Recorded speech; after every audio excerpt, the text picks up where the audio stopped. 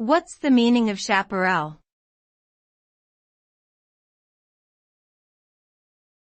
Chaparral.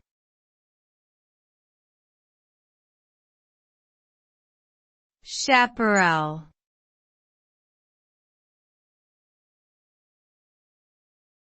Chaparral.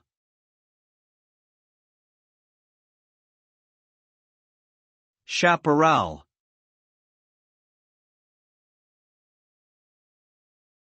Chaparral is a term used to describe a type of vegetation that is typically found in dry and arid regions such as California, the Mediterranean, and parts of Australia.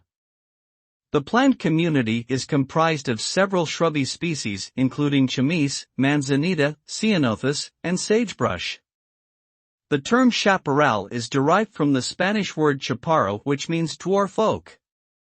Chaparral is well adapted to fire-prone environments and provides important habitat for numerous wildlife species.